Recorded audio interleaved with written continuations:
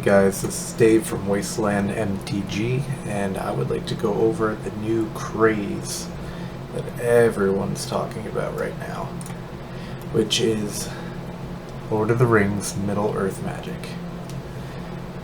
As all sets are always concerned, there's a lot of money to be made early on in them, but where the prices end up falling and settling will either make you or break you.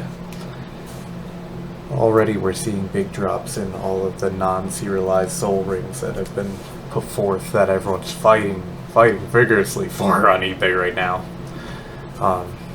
As you can see, I pulled up all of the current sold in the last couple days, and it looks like the human soul ring is settling around 200. You can get dwarvens around 200. This is kind of expected by me. I don't know about everyone else. Let me know what you think, but realistically, in the past sets, non-popular serialized cards of 500, they settle in the couple $100 range, maybe up to 1,000, depending on what they are.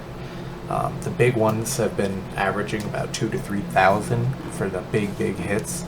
So all the people that are jumping on this card spending way too much money, I think it's probably going to settle in the $100, $200 range. The Elven might be a little more. So if I were you, I wouldn't be investing in the non-serialized cards. I just don't see the value long term. I mean, there's several thousand of each made. It's quite a few cards. I mean, there's some sets where masterpieces are less common than that. And this is made with a print limit. It's nice that we finally have an actual limit to know how many were truly produced, but ultimately I don't think this is our buy. Looking ahead at the serialized cards and the average sell price, I mean, we could see 1,500 all the way up. It's hard to believe that of 900, human soul ring is going for 1,500. Realistically, masterpieces were only of 500 prior.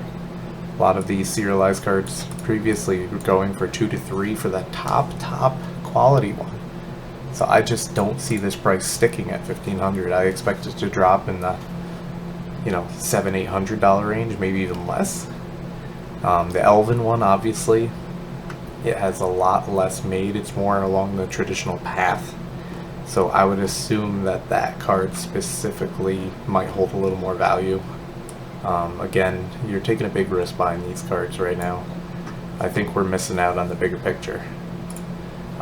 Here's some TCG player averages. I mean, 600 for non-serialized Elven. That's a lot to me. $8,000 for serial. I mean, that's insane. I mean, I brought up some prior sales here. We're talking $8,000. June 26th. This isn't even when it first hit. It's recent. Oh, wrong button. 12,000. Obviously, best offer. It's probably a little less, but still. 8,000, 8,000, 6,000. I mean, we're talking Power 9 pricing here.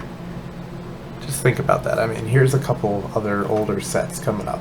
3,000, 3,000, 3,000. I mean, these prices are for the top tier, most wanted. Some of them are graded, but it quickly drops off from there. There's only 1 or 2 cards really holding that kind of value. I think this is a very dangerous buy for anyone investing, trying to make a buck. I don't know if this is the right option, but I would be very leery of it personally, unless you can get a really good price. I don't see 8,000 long term. I mean, here you go. Switching over. Here's Alpha Mox Gems.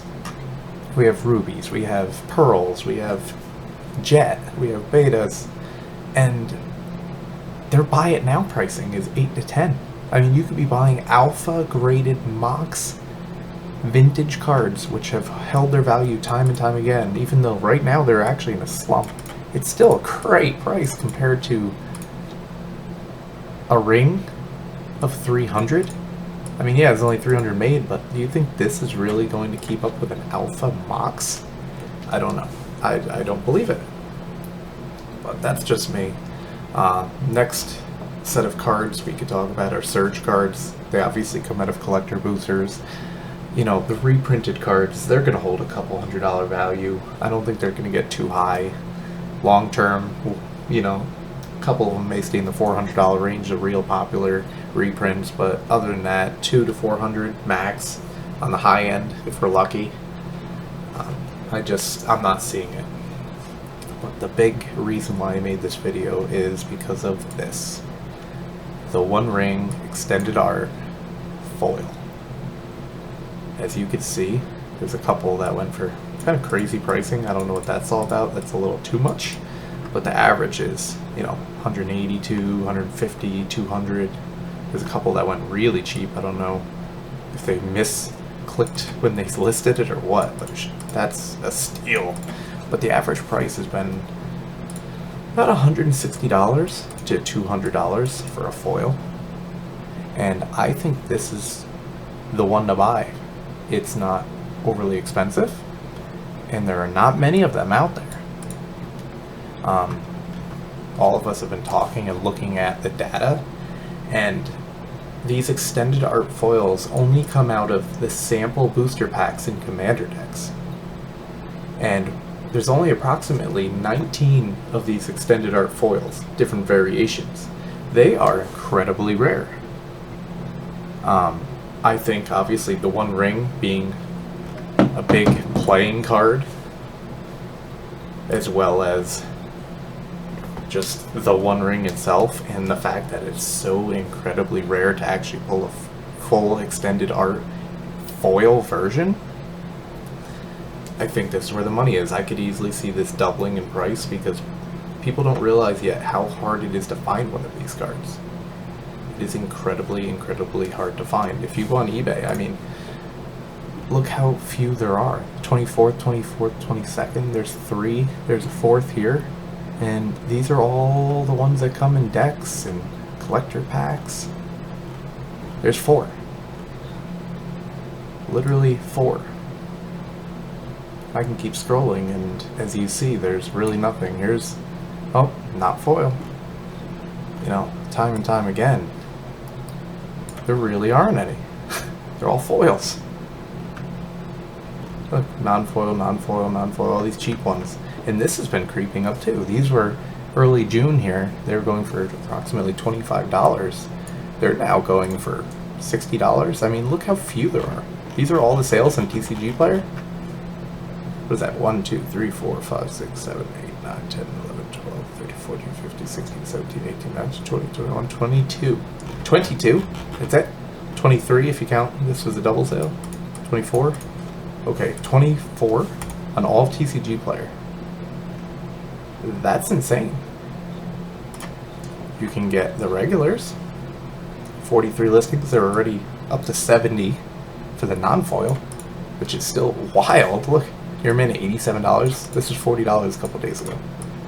So I think this is a buy for all you guys looking to invest in some cards. Maybe you don't have a ton of money where you want to spend thousands of dollars trying to get a serialized card.